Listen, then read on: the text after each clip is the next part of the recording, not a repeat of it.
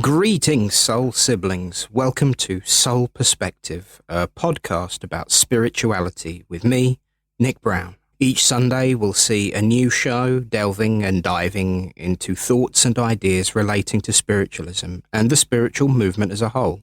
Sometimes I may even have a guest joining me. So sit back, relax, or stand and do the ironing, whatever floats your boat. If you're looking for an honest take on spirituality, mediumship, and religious philosophy, without always being too serious, you have come to the right place. Well, hello again. It's Sunday, and it's that time of the week again where we come together to talk of many things. And of course, today we are here to talk about the Great Spirit, God, divine universal source, the Creator. So many names that we spend most of our time debating and talking about them, rather than actually talking about the energy behind them itself. I spent a long time thinking and planning about how to have this discussion today. And in the end, I decided that the best way would be to tell you how I was told and let you make up your own mind. One of the things that I often mention, I believe I might have said it last week, ask Spirit and see what they have to say. And I'd like to share with you today the answer that was given to me when I asked my guides and helpers and those in the world of spirit to give me some insight into the origins of that great source of creation. Of course, many people will debate and discuss various man-made rules in relation to that being. You will see why I do not have a similar opinion of those rules to many when you hear what Spirit had to say to me in relation to the divine source. In terms of my understanding and my relationship with the divine, I could never understand why a being so great, so complex, could be so easily boiled down to a bloke in the sky with a big beard. Of course, when I asked them about this, they had a bit of a giggle and then reminded me that the world of spirit is not built in the same way as the physical world. So to discuss the origins of the Great Spirit, we have to go back to beyond our beginnings, to that time before time. As it was said to me, here I say to you today.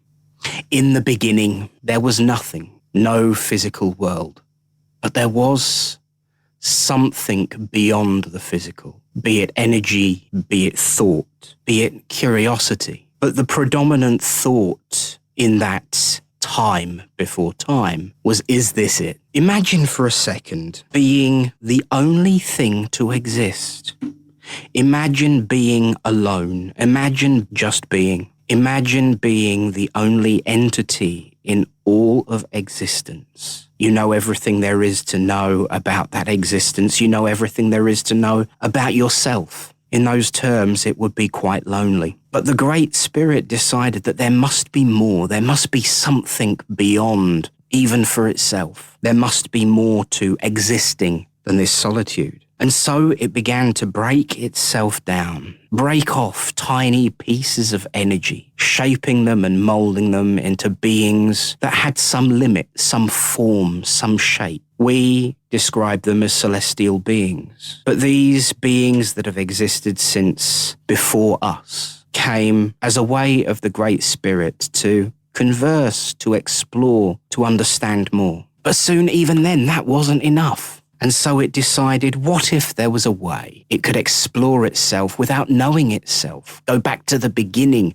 go back to the origins of its own journey. Beings with even more limits, even more frustrations, but most importantly, even more questions. You see, thought is all about exploration, and the greatest explorer in the universe is the Great Spirit itself. We are those limited souls, those fragments of the divine made manifest, trying to figure ourselves out, and in so doing, helping the Great Spirit figure out more about itself, to understand from a limited point of view something that cannot be understood in terms that we recognize, but still desires the search nonetheless. That's the true soul of an explorer. That's the true soul of the Great Spirit. to find out, to learn, to grow. We are a reflection, albeit maybe pale, but a reflection nonetheless of that divine exploration, wanting to know what is, wanting to know itself.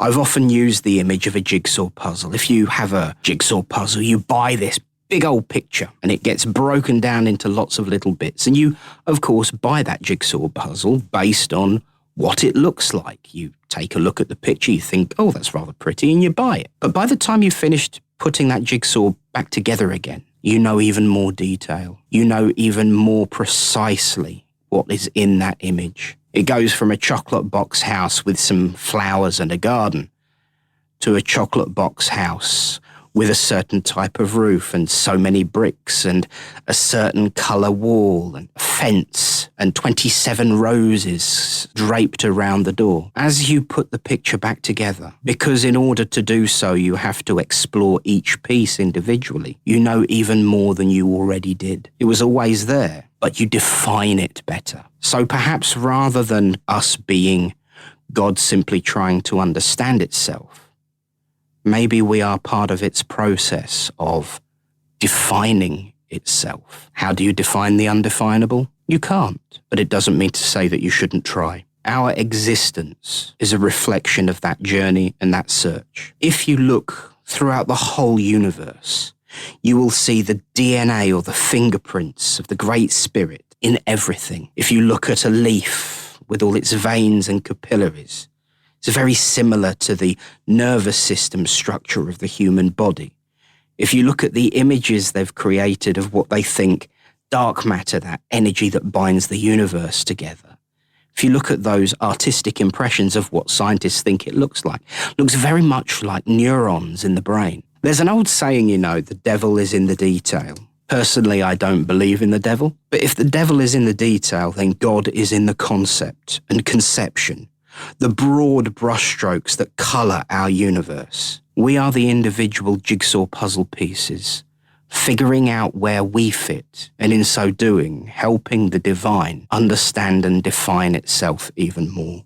The physical is pretty much a sandbox, but in terms of a computer game, a sandbox is a place of great and greater degree of creativity without any predetermined goals. It's an open world concept where anything is possible, with freedom of movement and expression, where exploration happens in its purest form to just find out what if. The physical is God's sandbox, not a place to play, but to explore, to experiment, to be creative, to understand, to figure out. Because thought, hope, curiosity, and expansion are all reflected in the physical world and are all part of that thought that came before the physical. The Great Spirit has no shape, but it does have concepts. It has thought. It has purpose to grow as we grow. For we, if we are the universe made manifest, if we are a spark of the divine, then what we do in terms of searching is a reflection of the search that came before the physical world. And all of those things, thought, hope, and curiosity, are literally the fingerprints of the divine. My friends, I'm not here to change your minds, and I'm not here to tell you what God is, because in literal terms, that's not possible. But if you open your mind to the possibility that your journey, your exploration of life, is in some way helping the universe understand why it exists, it makes all of our experiences different somehow. Of course, I'm talking in terms of the soul, not literally the physical. That is the essence of the soul: thought, hope, curiosity, and expansion. Why was a physical world needed, a limiting place beyond that limit of the soul in the first place? Well, that's the origins of humanity. That's a conversation for another day. In the interim, worry not about names and titles and descriptions, and focus more on the mission: exploration, thought, hope, curiosity, but most of all, expansion. Because as we expand our knowledge of who we are and where we belong in the universe, we also find out where we fit in that jigsaw puzzle. And the ultimate mission of this life we lead as individual incarnate souls is to put the jigsaw puzzle back together so that when it is back in one glorious image, we can appreciate it in all of its beauty as well as all of its flaws, but know it so much better. And in so doing, help the universe answer its first question. The same question that we ask. Why? The universe began with a thought, and that thought was, why am I here? And everything that followed is an effort to find out why. I will leave you with one question. When is an apple not an apple? And I'll see you next week to give you the answer. Well, thanks for joining me. Don't forget to share, like, subscribe, and if you feel the urge to continue the conversation, do so in the chat. And I hope you've enjoyed our time together today. Don't forget, tell your friends. And if you have any thoughts or ideas on what you would like me to discuss in the future, give me a shout out too. Until next time, my soul siblings, be well, be blessed, and let your soul see new perspectives every day.